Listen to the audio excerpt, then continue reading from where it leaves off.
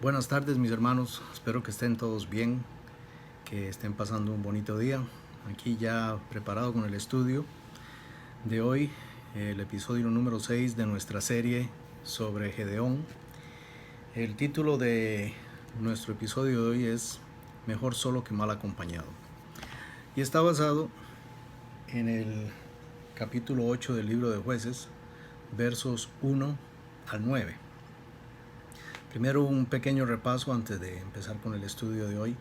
Y en el repaso de hoy quería no alargarme demasiado en lo que ha pasado hasta este momento, sino en lo que pasó en el episodio anterior. En el episodio anterior vimos cómo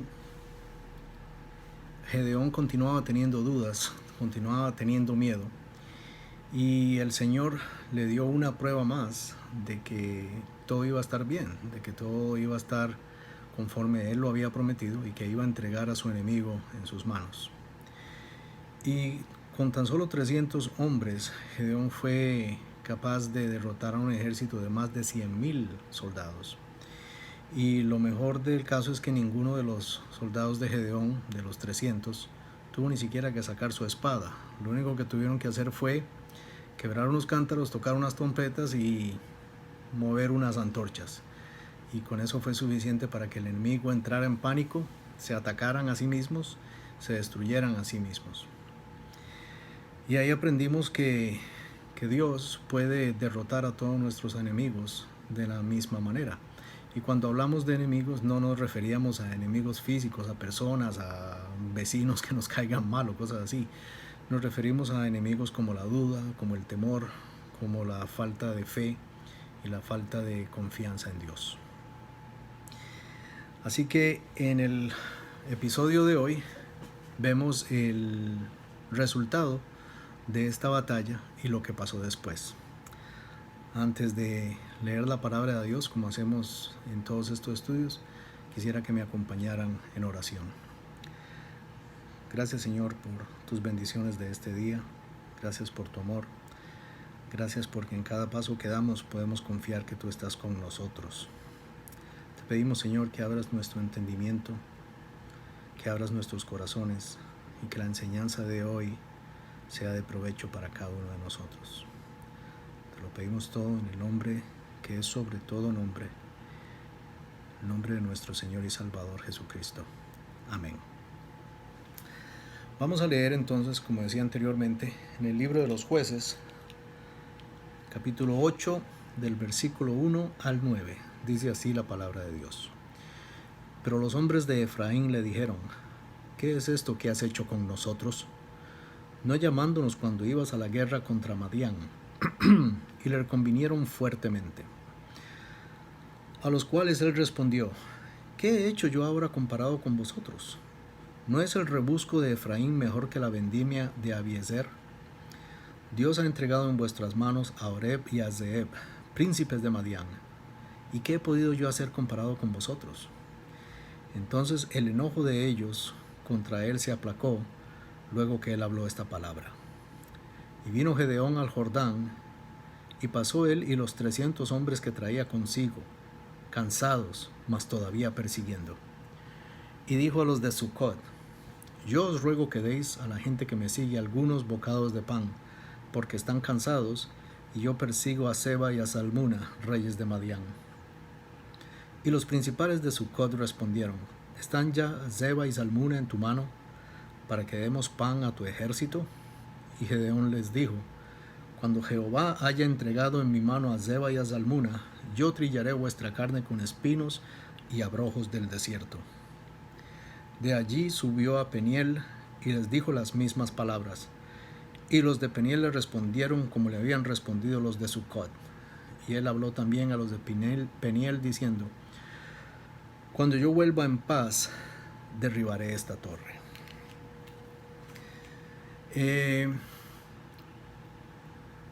Los hijos de Efraín, de la tribu de Efraín, y aquí es donde vale tal vez ahondar un poco en quién era Efraín y quiénes eran sus hijos, cuál era su tribu. Efraín era el hijo menor de José, como si la tribu de Efraín no era una de las originales 12 tribus de Israel. Cuando José fue vendido a Egipto, o cuando llegó a Egipto, perdón, después de haber sido vendido por sus hermanos, y después de que José alcanzó prosperidad y alcanzó un puesto importante en la corte del faraón, dice la Biblia que tuvo 2 hijos, Manasés y Efraín. Una vez que José se reveló a sus hermanos y se dieron cuenta de quién era él y todo esto, cuenta la Biblia que José fue a visitar a Jacob, a su padre, a Israel. Y Jacob ya estaba ciego, ya estaba viejo, ya estaba muy entrado en años. Y José les trajo a sus hijos para que los conociera y para que los bendijera. Y dice la escritura que Israel o Jacob, esto está en el capítulo 45 del libro de Génesis, dice que a sabiendas le dio la bendición de primogénito a Efraín, a pesar de que el primogénito era Manasés. Y aquí este es un dato curioso, porque acordémonos de que el mismo Jacob le había robado la bendición de primogénito a su hermano Esaú, y ahora estaba repitiendo lo mismo, dándole la bendición de primogénito al hijo menor de José. Y la Biblia dice que José se molestó por esto y le dijo: papá, no, así no es, estás bendiciendo al equivocado. Sin embargo, Jacob le contestó que él hacía lo que Dios le estaba diciendo que hiciera, que era bendecir al hijo menor. Esto podemos interpretarlo como una demostración más de que Dios no necesariamente siempre le da el primer lugar a nadie por méritos, sino porque Él sabe lo que hay en el futuro de esa persona y porque Él sabe lo que hay en el corazón de esa persona. Y a pesar de que Manasés era el primogénito, Efraín fue el que recibió la gran bendición. Sin embargo, si leemos en estos capítulos anteriores y ahora en este capítulo, vemos que Efraín, la tribu, los descendientes de Efraín, se habían vuelto hombres vanagloriosos, hombres que querían crédito y querían ser los muchachos de la película. Por eso estaban tan molestos de que José no los había llamado para participar en la batalla principal, sino que los había llamado para que le ayudaran a atajar al ejército que huía delante de él. Y aunque en esta historia no se dice directamente que que Gedeón haya invitado a los hijos de Efraín a participar en la batalla, sí dice en el verso número 34 del capítulo 6, dice: entonces el espíritu de Jehová vino sobre Gedeón, y cuando éste tocó el cuerno, los abiezeritas se reunieron con él, y envió mensajeros por todo Manasés, y ellos también se juntaron con él. Asimismo envió mensajeros a Aser, a Zabulón y a Neftalí, los cuales salieron a encontrarles. Y aunque la Biblia no nos dice que José directamente le mandó mensajeros a Efraín, es casi seguro decir que Efraín sabía lo que estaba pasando, porque ¿cómo se imaginan ustedes, por ejemplo, que estamos teniendo una guerra? Yo vivo aquí ahora en Vero Beach, que estamos teniendo una batalla espantosa aquí en el otro lado del estado de la Florida, que sería Tampa, que está una batalla espantosa ahí, y aquí no nos hemos dado cuenta de nada. Claro que nos daríamos cuenta.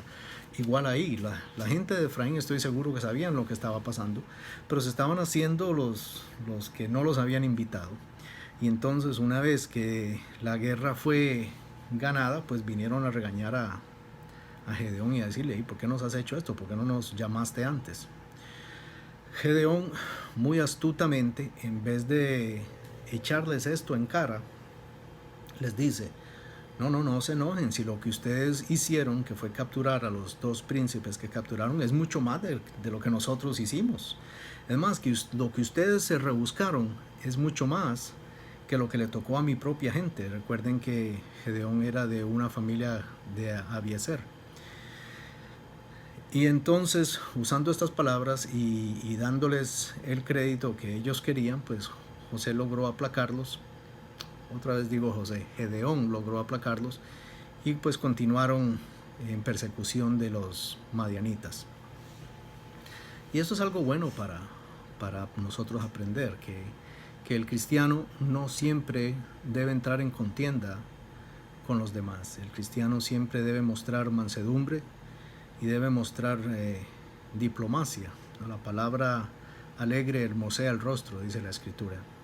Así que lejos de entrar en contiendas, lejos de entrar en peleas con miembros de otras religiones o entrar en discusiones acaloradas sobre puntos teológicos, el cristiano debe siempre buscar la manera de mantener la calma, de mantener la paz. En este caso, por ejemplo, Gedeón no fue que les dio la razón a los hijos de Efraín, sencillamente desvió la atención de ellos de su orgullo, de su deseo de ser los héroes de la guerra, al hecho de que habían participado y habían contribuido a ganar esa batalla. Y yo creo que es importante esta enseñanza y es algo que podemos aplicar en nuestras vidas. Lejos de estar discutiendo con miembros de otras religiones sobre quién dice esto y quién dice aquello y quién dice acá y quién tiene razón y quién va al cielo y quién no va, lejos de hacer eso deberíamos más bien hacer nuestra parte de la batalla.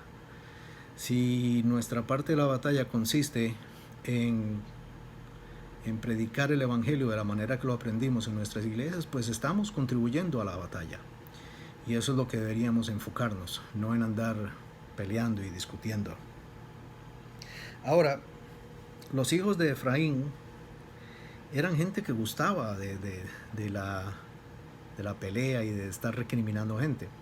Si nos vamos al capítulo número 12, aquí mismo en el libro de los jueces, nada más unos cuantos años después, en el capítulo 12, ya Gedeón ha fallecido y Jehová ha levantado a otro líder para librar a Israel del cautiverio que se encontraban en ese momento. Y este líder es Jefté. Y dice en el capítulo 12, de los versos 1 al 3, entonces se reunieron los varones de Efraín y pasaron hacia el norte y dijeron a Jefté, ¿por qué fuiste a hacer guerra contra los hijos de Amón y no nos llamaste para que fuéramos contigo? Nosotros quemaremos tu casa contigo. Y Jefté les respondió, yo y mi pueblo teníamos una gran contienda con los hijos de Amón, y os llamé y no me defendisteis de su mano. Viendo pues que no me defendíais, arriesgué mi vida y pasé contra los hijos de Amón, y Jehová me los entregó. ¿Por qué pues habéis subido hoy para pelear conmigo? Entonces vemos que esta gente, los hijos de Efraín, eran gente contenciosa, era gente que les gustaba la pelea, que les gustaba el bochinche, que les gustaba estar constantemente buscando problemas donde no lo había. Y en este caso, Jefté pues se les paró, ¿no? Y esto también nos enseña que a pesar de que no debemos buscar contienda y que no debemos estar en discusiones ni que si yo tengo la razón o tú tienes la razón, a veces llega un punto en el que sí tenemos que pararnos y decir, bueno, hasta aquí voy a aguantar, esto es todo lo que aguanté y no aguanto más. ¿Cuál es ese punto? Yo creo que cada uno de nosotros debe conocer cuál es el punto en el que ya uno debe de hacer la raya por la que nadie debe pasar, como dicen. Pero sí es importante, antes de llegar al punto de tener que entrar en discusiones y en contiendas, tratar de haberlo evitado lo más posible. Entonces dice la escritura que Gedeón continuaba persiguiendo al resto del ejército de los madianitas con los mismos 300 hombres. Y en este caso iban persiguiendo a 15,000. Y Gedeón, ya estaba dando muestras de empezar a ser un líder y ya había decidido confiar más directamente, o más bien confiar completamente en que ya Jehová había entregado a esta gente en sus manos. Incluso vean el lenguaje que usa Gedeón cuando le pide ayuda a los de Sucot y se la niegan, que les dice: cuando Jehová haya entregado a estos en mi mano, yo regresaré y haré esto y esto y esto y esto. Ya Gedeón tenía confianza completa en que Dios verdaderamente estaba de su lado y verdaderamente era el que le iba a entregar a sus enemigos. Y vemos que cuando Gedeón pidió ayuda a Sucot y a los de Peniel, no fue que les pidió que fueran a pelear con él, que le dieran soldados, que entraran a la guerra con él. Lo que les pidió fue apoyo, les pidió agua, les pidió pan para sus hombres. Y esto es otra metáfora de los guerreros que tenemos hoy en día, los misioneros, los pastores, gente que continúa luchando y por expandir el evangelio, por ganar la batalla. Y muchos de nosotros no queremos ayudarlos, muchos de nosotros no queremos ayudarlos ni siquiera con nuestras oraciones, mucho menos con ofrendas. Y es también una enseñanza que eso Dios lo va a recordar. Los que no hayan querido ayudar, Dios lo va a recordar. Y cuando regrese victorioso, cada uno va a recibir su recompensa o su castigo, como sería el caso. Así que es importante recordar unas cuantas enseñanzas en este pasaje. Les confieso que el estudio de hoy ha sido bastante difícil para mí. No he sentido la misma fluidez que he sentido en otras ocasiones. Y me pregunto, ¿será porque yo veo en mí esas mismas características de los hijos de Efraín? Que quiero el crédito, quiero ser el muchacho de la película, y también veo en mí esas características de los hijos de Sucot y los de Peniel, que no quisieron brindar ayuda.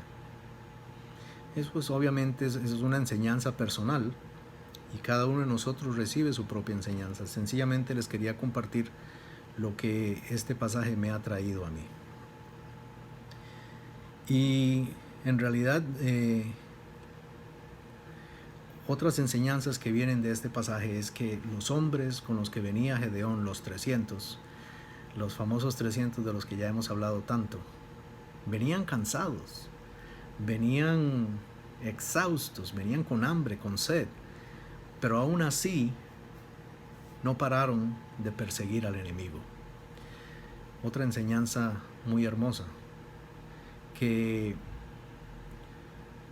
vendrán pruebas, hermanos, vendrán muchas pruebas. Vendrán momentos en los que vamos a sentir ganas de tirar la toalla y decir: ¿por qué sigo confiando en Dios si Dios no me está contestando las peticiones que le estoy haciendo? Vendrán momentos en los que nuestra fe se va a ver probada, se va a ver retada por las circunstancias alrededor nuestro.